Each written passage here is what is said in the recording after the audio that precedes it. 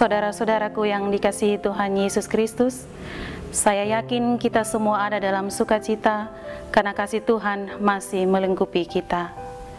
Jumpa lagi bersama saya, Ibu Sandra Raja Plekoil, dalam acara Santapan Rohani Hosana. Kita akan belajar firman Tuhan yang terambil dari Injil Yohanes pasal 4, ayat yang ke-10 hingga ayat yang ke-15. Sebelum kita membaca dan merenungkannya, mari kita berdoa. Ya Allah, ya Tuhan kami akan mendengar kebenaran firman-Mu. Tolonglah kami dengan roh dan hikmat-Mu, agar kami dapat mengerti dan melakukannya dalam kehidupan kami. Di dalam nama Yesus Kristus firman Allah yang hidup, kami berdoa. Amin. Beginilah bunyi firman Tuhan dari Injil Yohanes pasal 4 ayat 10 hingga ayat yang ke-15. Di bawah perikop percakapan dengan perempuan Samaria. Jawab Yesus kepadanya, "Jikalau engkau tahu tentang karunia Allah dan siapakah Dia yang berkata kepadamu, 'Berilah aku minum,' niscaya engkau telah meminta kepadanya dan Ia telah memberikan kepadamu air hidup." Kata perempuan itu kepadanya, "Tuhan, engkau tidak punya timba dan sumur ini amat dalam. Dari manakah engkau memperoleh air hidup itu?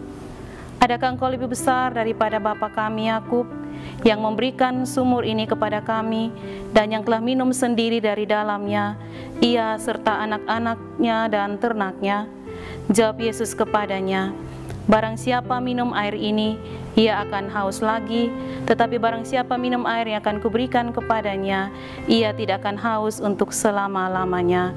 Sebaliknya, air yang akan kuberikan kepadanya akan menjadi air di dalam dirinya yang terus-menerus memancar sampai kepada hidup yang kekal." Kata perempuan itu kepadanya, "Tuhan, berikanlah aku air itu, supaya aku tidak haus dan tidak usah datang lagi ke sini untuk menimba air." Demikianlah firman Tuhan. Tema renungan kita saat ini ialah Tuhan sumber kelegaan. Kekasih-kekasih Tuhan, salah satu alasan mengapa ada saat-saat di mana iman kita lemah adalah karena cara pandang kita yang salah dalam mengenal Allah. Tentu saja hal ini bukan sesuatu yang mengagetkan, apalagi Ia adalah Allah yang begitu dahsyat dan besar. Bagaimana mungkin kita dapat memiliki gambaran yang benar-benar akurat mengenai seperti apa Allah itu, bagaimana cara Ia bertindak, atau bagaimana perasaannya terhadap kita secara pribadi. Memahami betapa manusia ciptaannya membutuhkan cara untuk mengenalnya, Bapa di surga menyatakan dirinya melalui Putra Tunggalnya, maka firman itulah menjadi manusia dan diam di antara kita.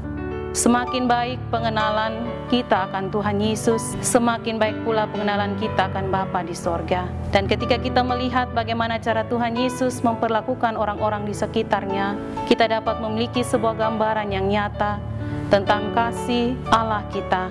Dan kita tahu kisah perempuan Samaria yang menimba air di sumur. Wanita itu adalah orang yang dikucilkan oleh masyarakat di sekitar tempat tinggalnya karena perbuatan yang dilakukannya. Fakta bahwa ia menimba air di sumur pada tengah hari, di mana tidak ada orang lain di sekitar tempat itu, menunjukkan bahwa ia menghindari untuk bertemu dengan orang-orang di kotanya.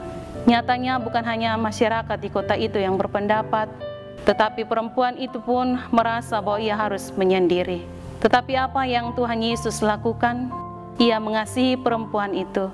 Ia menerima dia apa adanya. Ia memberikan sesuatu kepada perempuan itu, apa yang tidak akan pernah diberikan oleh orang lain, yaitu Ia memberi perhatian dan menghargai perempuan tersebut. Hal itu jugalah yang Tuhan Yesus lakukan bagi kita semua. Tuhan tidak ingin kita dibebani dengan rasa bersalah, rasa malu dan sakit hati. Tuhan juga tidak ingin kita diasingkan oleh masyarakat, tetapi Ia memanggil kita untuk terlibat secara aktif dalam kerajaan-Nya. Apakah kita sedang mengasingkan diri dari orang-orang di sekitar kita? Peganglah juru selamat kita hari ini dan alamilah sukacita luar biasa karena Ia menerima kita apa adanya. Amin. Mari kita amini firman ini dengan doa. Kita berdoa. Ya Allah Tuhan kami mengucap syukur atas kebenaran firman-Mu. Tolonglah kami untuk kami dapat mengerti, memahami, dan kami mau melakukan dalam kehidupan kami. Terima kasih ya Tuhan, di dalam nama Yesus Kristus kami berdoa. Amin. Kekasih-kekasih Tuhan, demikianlah santapan rohani Hosana saat ini. Semoga berkat firman Tuhan menguatkan iman kita. Sampai jumpa lagi dalam kesempatan berikutnya. Tuhan Yesus memberkati kita semua. Shalom.